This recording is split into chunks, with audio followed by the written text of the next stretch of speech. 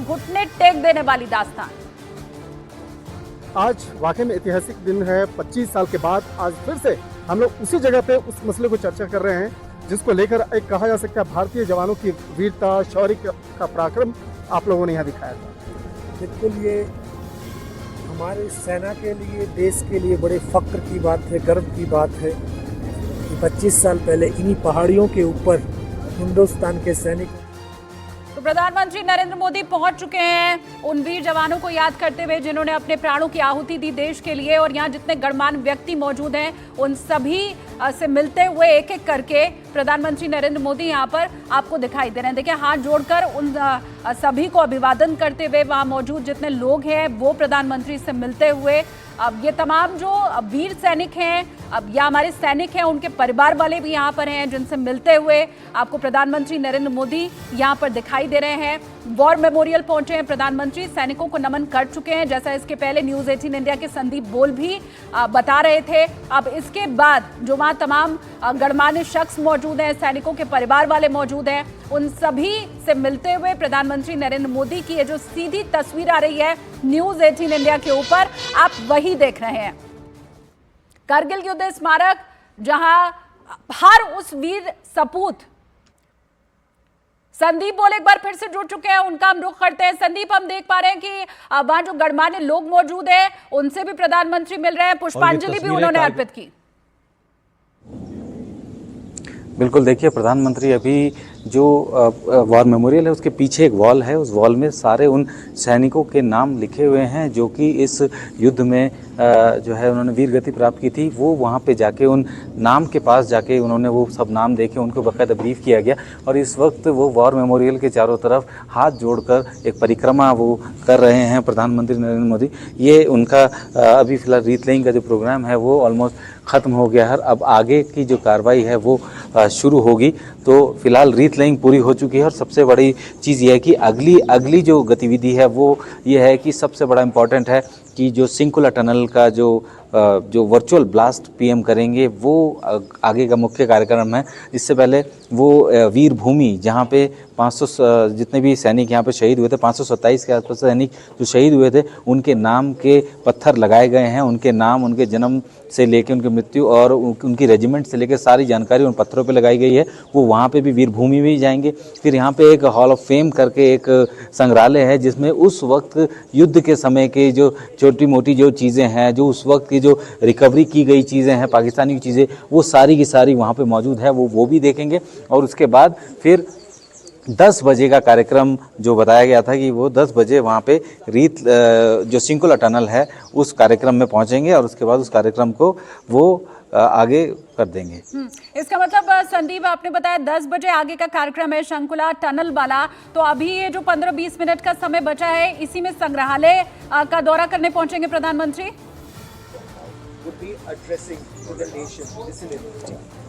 बिल्कुल, अभी वहाँ जाके उन्होंने सिर्फ एक बटन दबा के वर्चुअली उस शंकुला टनल को ओके करना है, और उसके बाद से कार्यक्रम शुरू हो जाएंगे। और उसके बाद 20 मिनट तक प्रधानमंत्री वहाँ आके लोगों को संबोधित भी करेंगे, और उसके बाद फिर दिल्ली के लिए रवाना हो जाएंगे। तो फिलहाल प्रधानमंत्री जो अभी इस पूरे इवेंट का जो बाकी कार्यक्रम है उस कार्यक्रम को आगे बढ़ाते हुए उस जगह तक पहुँच रहे हैं जहाँ से कि शंकुला टनल के लिए वो सबसे इम्पॉर्टेंट वर्चुअल ब्लास्ट करेंगे। और इस टनल के बनने के बाद लद्दाख को जोड़ने के लिए जो तीसरी बड़ी एक्सेस है, ऑल वेदर एक्सेस का जो एक सपना है, जो रास्ता है, वो तैयार हो जाएगा। ये सैनिकों के लिए, हमारी सेना के लिए किस तरह से मददगार रहने वाली है शंकुला टनल, थोड़ा उसके बारे में भी आप बताइए।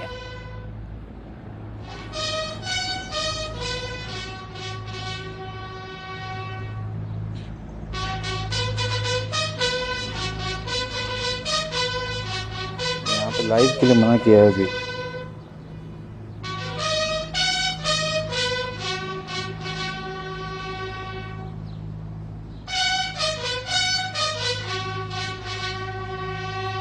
तो ये सीधी तस्वीरें करगिल वॉर मेमोरियल प्रधानमंत्री नरेंद्र मोदी पहुंचे हुए हैं, उसकी हम आपको दिखा रहे हैं। आगे का जो कार्यक्रम है उसके बारे में भी न्यूज 18 इंडिया के संदीप बोल ने बताया। और अब इसके आगे एक संग्रहालय वहां पर है जहां जितने भी हमारे सैनिक हैं करगिल के समय जो शहीद हुए हैं उनकी तमाम चीज़ों को वहां पर संग्रहित कर करके रखा गया है। बताया जाता है कि वहां पर चिट्ठियां रखी हुई हैं, सैनिकों ने जो आखिरी खत अपने परिवार वालों को लिखा था उसे वहां संजो कर रखा गया है।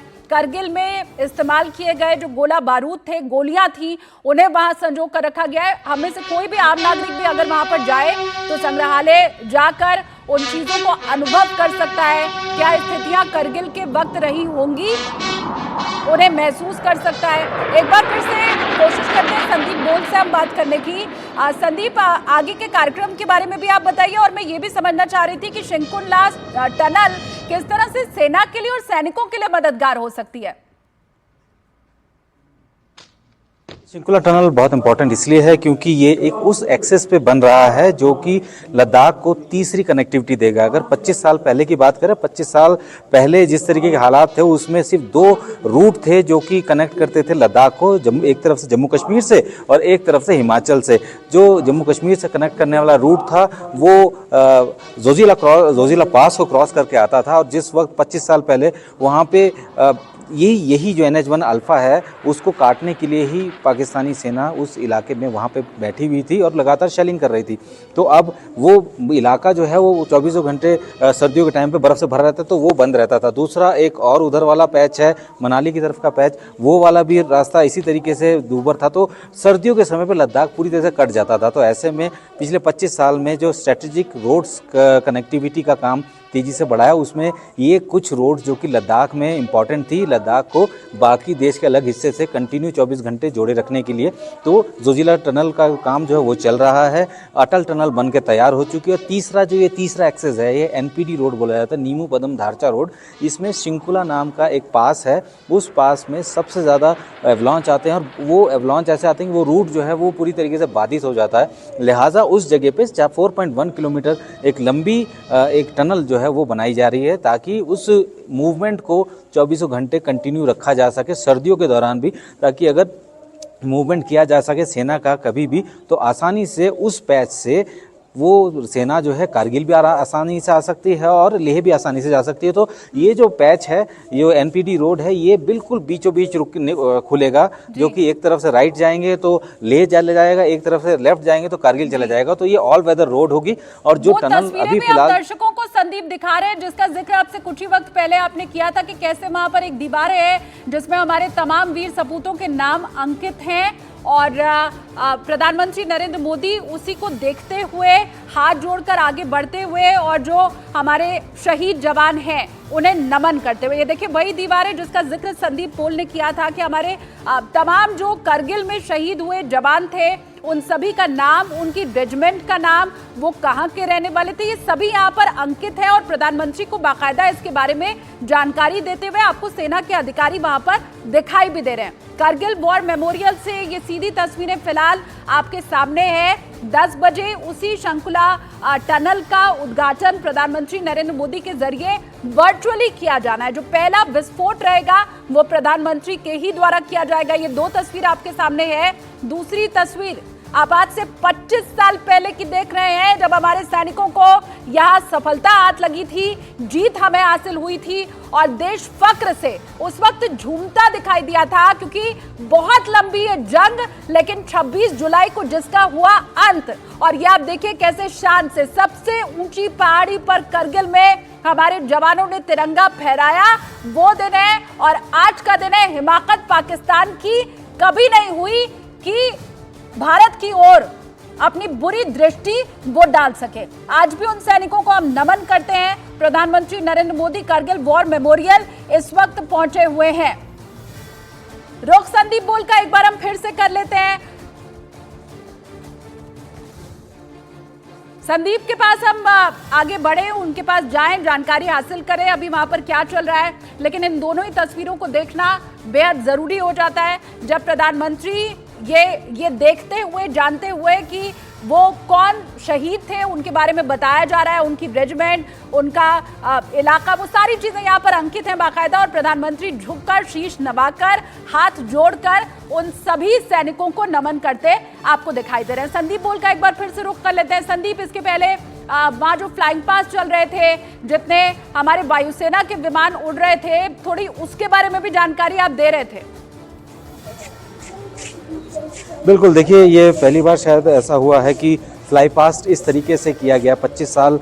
और वो लड़ाई जो है वो तीनों सेना ने मिलकर लड़ी थी। पहली बार ये देखा गया था कि कोऑर्डिनेशन उस वक्त तीनों सेना का एक तरीके से मजबूत तरीके से दिखा, जिसकी वजह से लड़ाई जीतने में बहुत ज़्यादा दिक्कतें नहीं पेश आई। अगर ये तीनों सेना नहीं आती, यानी एयरफोर्स, आर्मी और नेवी तीनों एक साथ नहीं आते, तो शायद ये थोड़ा सा और लंबा चल सकता था। लेकिन पहली बार ये 25 साल पूरे हो रहे हैं, उसके मद्देनज़र सबसे पहले जैसे प्रधानमंत्री यहाँ पहुँचे, जैसे उन्होंने श्रद्धासुमन अर्पित किए, 3 हेलीकॉप्टर से जो सेना के आर्मी के हेलीकॉप्टर्स थे उनके जरिए फूल पुष्प वर्षा की गई। उसके बाद फिर भारतीय वायुसेना के 3 हेलीकॉप्टर्स आए और उन्होंने भी जो है उसके ऊपर से फ्लाई पास्ट किया। और उसके बाद एक नेवी का P-8I जो लंबी दूरी तक टो करने वाला एयरक्राफ्ट है, उसने भी फ्लाई किया। और उसके तुरंत बाद तीन अलग अलग फॉर्मेशंस में 3 फाइटर्स के फॉर्मेशंस आए, जिसमें कि जैगवार, MiG-29 और रफाल, इन्होंने फ्लाई किया। बहुत कम होता है कि इतने इस जगह पर इस तरीके से ये ऐसा फ्लाई पास हुआ हो, चूँकि 25 साल का एक गौरव है और पूरे देश को भारतीय सेना की ताकत पर गर्व भी है, नाज भी है, और उसी का मुजाहरा यहाँ पे पेश भी किया गया है।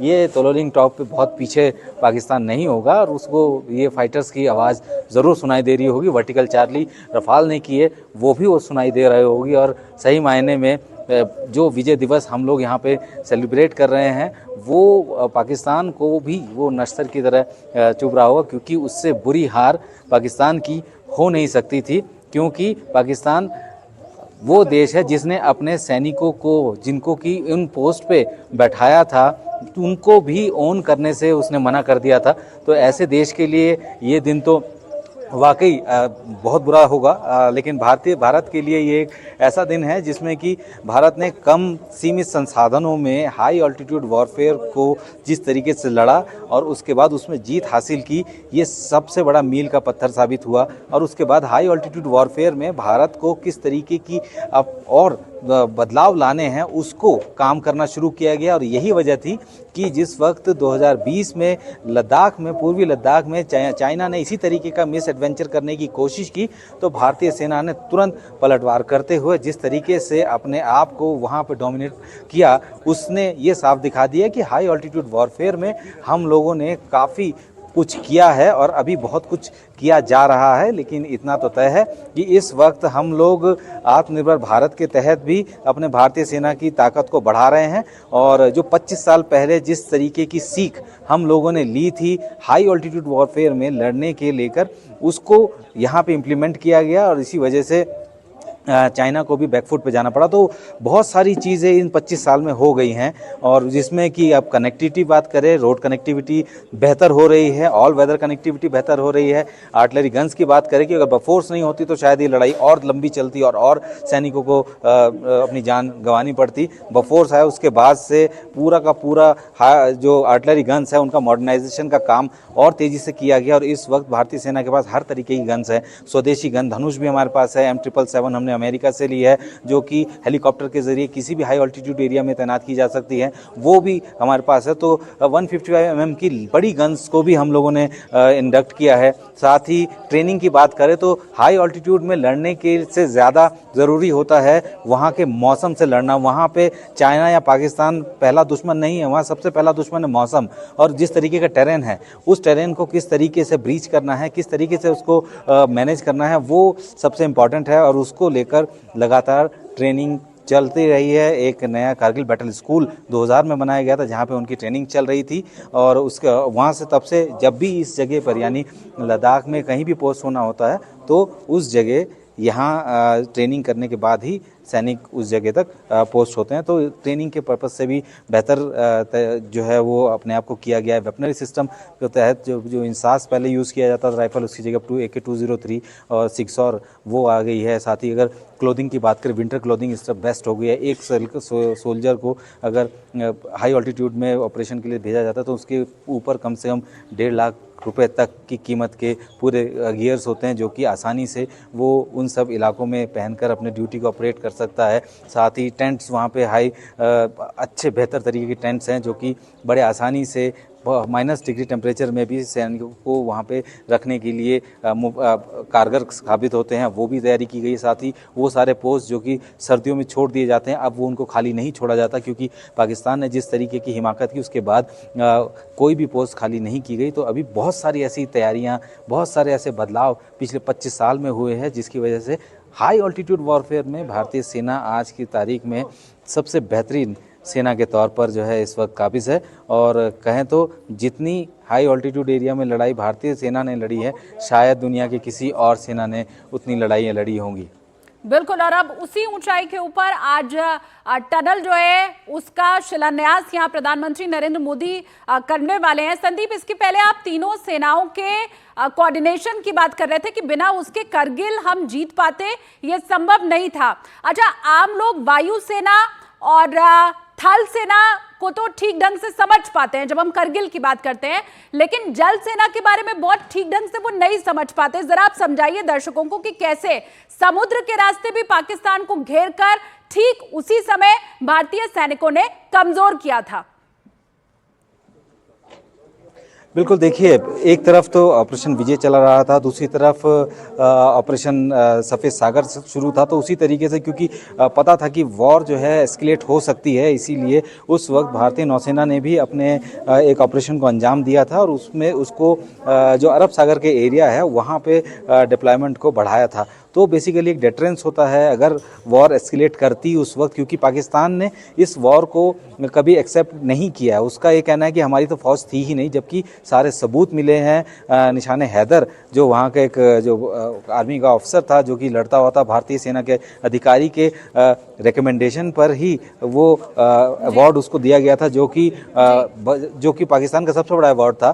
तो वो सारी चीज़ें एक तरीके से एकजुट होकर करते रहे। और अभी फिलहाल जैसे अपने नौसेना की बात की, तो अगली जो भी कॉन्फ्लिक्ट है वो समंदर में ही है और उसी हिसाब से भारतीय नौसेना भी अपनी तैयारियों को पूरी तरीके से अमली जामा पहना रही है। लौटते हैं आपके पास, अपडेट आगे भी आपसे लेते रहेंगे। तस्वीरें भी लगातार दर्शकों को हम दिखा रहे हैं कि कैसे प्रधानमंत्री नरेंद्र मोदी करगिल वॉर मेमोरियल जब पहुंचे या उन्होंने शहीदों को नमन किया, वहाँ जो गणमान्य लोग मौजूद थे उनके साथ मुलाकात भी हुई प्रधानमंत्री नरेंद्र मोदी की। और अब आगे का जो कार्यक्रम है उसके बारे में लगातार न्यूज़ 18 इंडिया पर संदीप बोल आप तक अपडेट पहुंचा रहे हैं।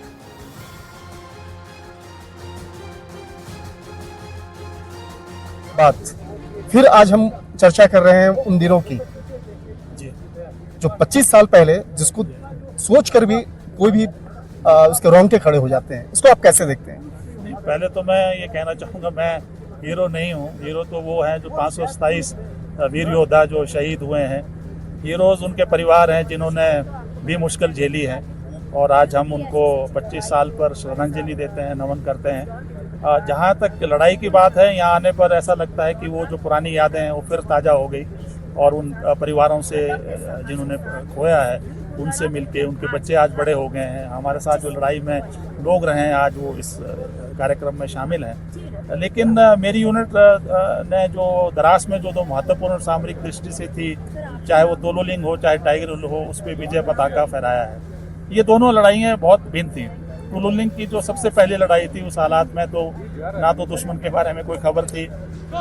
मैं सबसे पहले दिखाना चाहूँगा जो आप जहाँ से लड़ाई स्टार्ट हुई उसको आप पहले बताएं, उसके एक्सप्लेन करें कहाँ से स्टार्ट हुआ। सबसे ऊंची चोटी अगर आपको दिख रही हो 5140 है, जिसके बाद हमका इलाका आपको आता है, फ्लैट सा एरिया, और उसके बाद दो नुकीली चोटियाँ आपको दिखती हैं। ये तोलोलिंग और .4590 है और ये नीचे की जो है द्रास की तरफ इस तरह से आता है। तो ये सबसे मुश्किल लड़ाई थी जो कि सबसे नज़दीक इस नेशनल हाईवे को बाधित किया हुआ था और इस लड़ाई के लिए 24 दिन लग गए। और शुरू में बताया कि यहाँ पे 5 से 6 पाकिस्तानी हो सकते हैं मुजाहिदीन और बाद में यहाँ पर कंपनी थी। और ये जो अगर मैं इधर आपकी नजर ले रहा हूँ, ये टाइगर हिल है, आप ये देखिए सबसे ऊंची चोटी, तो पूरी द्रास को डोमिनेट कर सकती है। इसके ऊपर आर्टिलरी के ओपी थे जो कंटिन्यूसली द्रास के ऊपर फायर करते थे और जो हमारी कॉन्वाइज थी लॉजिस्टिक की जो लेके जाती थी वो बाधित थी। तो इन दोनों चोटियों पे 18 ग्रेनेडियर्स को विजय पताका फहराने का एक मौका मिला और जिसके लिए 34 जो रणबांकुरे हैं 18 ग्रेनेडियर्स को खोने पड़े। वैसे तो पूरी कारगिल लड़ाई में 527 योद्धाओं ने अपने प्राणों की आहुति दी। सर, 15 टॉप की अगर बात करें और ख़ास तौर पे आप हिमाचल से हैं तो तमाम चीज़ों को भी समझेंगे कई ऐसे योद्धा थे, चाहे हालांकि पूरा देश के तमाम योद्धा जो अलग अलग जो सेक्टर से जो संबंध रखते हैं, अलग अलग जगहों से आते हैं, लेकिन किस तरह से पूरा, चाहे बत्रा टॉप की बात करें या पूरे इस नेशनल हाईवे को किस तरह से काटने की एक तैयारी, साजिश जो है वो पाकिस्तानियों ने रची है। वैसे तो आप जानते हैं लड़ाई मशको में और द्रास में और कारगिल में और बटालिक में लड़ी गई, लेकिन यहाँ पे जो चोटियाँ हैं वो बहुत नज़दीक हैं नेशनल हाईवे के। तो सबसे पहले इस रोड को उन्होंने बाधित किया था, तो इसलिए ज़रूरी था कि ये जो यहाँ पे उन्होंने जो प्रेशर बिल्डअप किया है या जो इन्होंने रोड को कट ऑफ किया है उसको बहाल किया जाए। तो सबसे नज़दीक जो इंट्रूजन थी वो तोलो लिंक थी जी। तो सबसे पहले जो लड़ाई थी वो तोलो लिंक की थी, और जितनी भी ये ऊंची पहाड़ियाँ हैं इनके ऊपर दुश्मन ने कब्जा किया था, क्योंकि सर्दियों में कुछ एक पोस्ट को हम छोड़ दिया करते थे। और इस तरह पूरी कारगिल में तकरीबन 125 किलोमीटर पे उन्होंने जो है इस तरह की इंट्रूजन की हुई थी। तो शौर्य गाथा के, भारत की शौर्य गाथा के 25 साल आज पूरे हुए हैं। रजत जयंती एक तरह से आज है। कारगिल युद्ध में जिस तरह ने भारत ने पाकिस्तान को शिकस्त दी थी, प्रधानमंत्री नरेंद्र मोदी तस्वीरों में आपको नजर आ रहे हैं, वॉर मेमोरियल प्रधानमंत्री पहुंचे, जहां एक डॉक्यूमेंट्री इस वक्त दिखाई जा रही है जिसमें उस शौर्य गाथा का वर्णन है। कारगिल वॉर के दौरान कैसे शिकस्त दी पाकिस्तान को भारत ने, उसकी गाथा दिखाती हुई ये डॉक्यूमेंट्री इस वक्त प्रधानमंत्री उसका अवलोकन कर रहे हैं। इससे पहले शहीदों को श्रद्धांजलि दी प्रधानमंत्री ने, और आज आपको बता दें प्रधानमंत्री उस म्यूजियम में भी जाएंगे जहां वॉर मेमोरियल के बाद जहां पर वो शौर्य गाथा, किस तरह से कारगिल युद्ध में 527 जवान शहीद हुए थे, भारत माता की रक्षा के लिए उन्होंने अपने प्राण न्योछावर कर दिए थे, उस संग्रहालय में भी प्रधानमंत्री जाएंगे। और उसके बाद शिंकुला टनल, उसका वर्चुअली उद्घाटन भी प्रधानमंत्री करने वाले हैं। आपके सामने तोलोलिंग पहाड़ पर दुश्मन के करीब 100 सैनिक थे। ये उनके द्वारा की गई एक गहरी घुसपैठ थी। वहां से दुश्मन NH-1 पर प्रभावशाली फायर डाल रहा था। 2 जुलाई की रात दोनों ही बटालियनों ने भिन्न भिन्न दिशाओं से हमला शुरू किया। लक्ष्य कठिन था पर असंभव नहीं। इस